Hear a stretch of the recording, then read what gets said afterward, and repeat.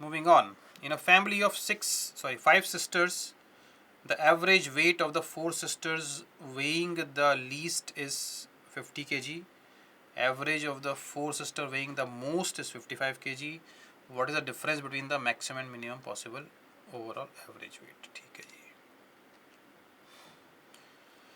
5 sister हैं, मान लेते हैं उनके वेट्स हैं A B C D E in ascending order. ठीक है.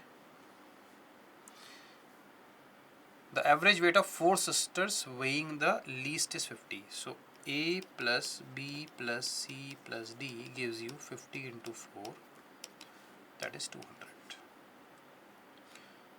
And average of the 4 weighing the most, that is B plus C plus D plus E gives you 55 into 4, that is 220. इसमें से अगर मैं सब्ट्रैक्ट कर दूंगा so I will get E minus A is equal to 20, है ना. E is equal to A plus 20.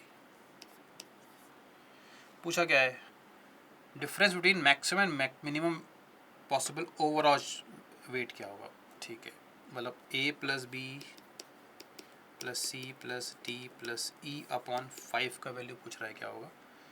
A plus B plus C plus D तो मैं पुट कर सकता हूँ, 220 आ जाएगा. So basically 200 plus E upon 5. अब E का मिनिमम मैक्सिमम की बात कर लेते हैं, है ना. E की मिनिमम मैक्सिमम क्या हो सकती है, यहाँ पे ध्यान दो, बिकॉज ये इंक्रीजिंग ऑर्डर में है. ठीक है, सो आप E का जो वैल्यू है 55 से, मतलब ये पॉसिबिलिटी है ना कि चारों 55 हो जाए.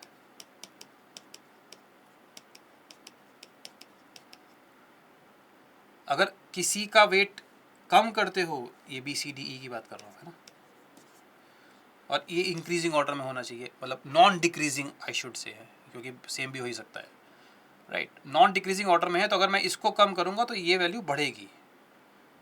इससे कम तो नहीं हो सकती ना, ये पॉसिबल नहीं हो सकता ना कि ई का वैल्यू 55 से कम हो जाए. Are you getting the point. क्योंकि एट बेस्ट अगर सबको इक्वल करोगे तो 55 आएगा, अगर इनमें से किसी एक को छोटा करोगे तो ये वैल्यू बढ़ेगी, इससे कम नहीं हो सकती, है ना. सो ई का जो मिनिमम वैल्यू है वो 55 होने वाला है. मैक्सिमम कब होगा, ई मैक्सिमम तब होगा जब ए मैक्सिमम होगा. अब यहाँ पे देखो कि A plus B plus C plus D 200 है. सेम लॉजिक लगाते हैं कि अगर चारों 50 हो गए होते तो 200 आता, और ये इंक्रीजिंग ऑर्डर होना चाहिए, नॉन डिक्रीजिंग होना चाहिए रादर. तो माई पॉइंट इज कि ए की वैल्यू 50 से ऊपर हो सकती है क्या, क्योंकि ये चारों सेम हो जाएंगे. आप इनकी वैल्यू इससे कम तो नहीं कर सकते, है ना. तो आप इसको बढ़ाओगे ही, अगर इसको बढ़ाओगे तो वैल्यू और कम होगी. सो कहना है ये मैक्सिमम वैल्यू ऑफ ए है. जब ये ए का मैक्सिमम वैल्यू मिलेगा तो यहाँ पर पुट करेंगे तो ई का मैक्सिमम वैल्यू मिलेगा, that is 50 plus 20 70. Is it clear. E minimum आया मेरा 55 यहाँ से. ई मैक्सिमम करने के लिए मुझे ए को मैक्सिमम करना पड़ेगा. ए मैक्सिमम और ए सबसे छोटा नंबर होना चाहिए, है ना, या बराबर हो सकते हैं सारे.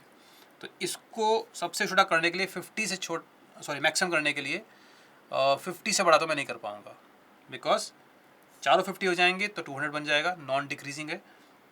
बट अगर इन तीनों की वैल्यू मैं 50 से ऊपर लूँगा तो ये और कम ही होगा, है ना, बढ़ेगा तो नहीं. Basically A can not be more than 50. ए 50 से बड़ा नहीं सकता तो ई 70 से बड़ा नहीं हो पाएगा. तो ये आपका कितना आ जाएगा, 40 प्लस ई बाई 5 आ गया. अब ई बाई 5 आप चेक कर लो, डिफरेंस निकालना है मिनिमम मैक्सिमम का. एक बार आप डाल लो 55.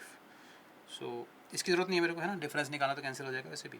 55 अपॉन 5 करेंगे और एक बार 70 अपॉन 5 करेंगे, तो ये कितना डिफरेंस निकालेंगे तो वैसे ही 15/5 दैट इज़ 3 आ जाएगा आपके पास.